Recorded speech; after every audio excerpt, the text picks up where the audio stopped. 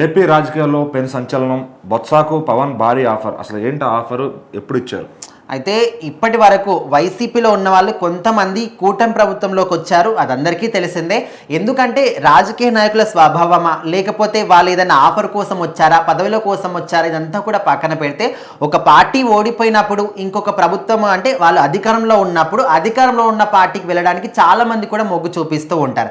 And Balineni Srinivas కావచ్చు, ఆయనతో పాటు కొంతమంది నాయకులు కావచ్చు, కార్యకర్తలు కావచ్చు, చాలా మంది కూడా వైసీపీ పార్టీ నుంచి కూటమిలోకి వచ్చిన వాళ్ళు ఇప్పటి వరకు అయితే ఉన్నారు. అయితే ఇప్పుడు ఇంకొక న్యూస్ తాజాగా ఏం వినిపిస్తుంది అంటే, రీసెంట్ టైంలో పవన్ కళ్యాణ్, బొత్స సత్యనారాయణ వీరిద్దరు కూడా కలివిడిగా ఉండడం, ఆయనతో పాటు పవన్ కళ్యాణ్ కలవడం, ఇదంతా కూడా చూస్తూ ఉంటే ఏదో ఒక భారీ ఆఫర్ నడుస్తుంది. బొత్స సత్యనారాయణ కూడా ఇటు కూటమి ప్రభుత్వంలోకి అడుగు పెట్టబోతున్నాడు, అది కూడా జనసేన పార్టీలోకి అడుగు పెట్టబోతున్నాడు అనే కొన్ని రూమర్స్ కూడా వినిపిస్తున్నాయి. సో ఇది ఎంతవరకు నిజము అబద్ధం అని దీని గురించి మనం మాట్లాడుకుంటే మరి ఒక 70-80% వరకు కూడా ఇది నిజమే అనుకోవచ్చు. ఎందుకంటే బొత్స సత్యనారాయణ ఇప్పుడు వైసీపీ పార్టీలో ఉన్న వాళ్ళ మీద ఎన్ని కేసులు, ఎన్ని అక్రమాలు, ఎన్నో అన్యాయాలు బయటికి వచ్చినప్పటికీ ఒక్క బొత్స సత్యనారాయణ మీద మాత్రం అక్కడక్కడ ఒకటో రెండో కనిపిస్తాయి తప్ప ఎక్కువగా కేసులు అనేవి ఏవి కూడా కనిపించవు. అండ్ అదేవిధంగా కూటమి ప్రభుత్వం అధికారంలోకి వచ్చిన తర్వాత అందరి మీద కేసులు పెట్టడం కానీ, యాక్షన్ తీసుకోవడం కానీ అన్ని కూడా చేసింది. కానీ బొత్స మీద మాత్రం ఎలాంటి యాక్షన్ కానీ, కనీసం ఒక కన్నేసి ఉంచడం ఇలాంటి ఏది కూడా చేయలేదు.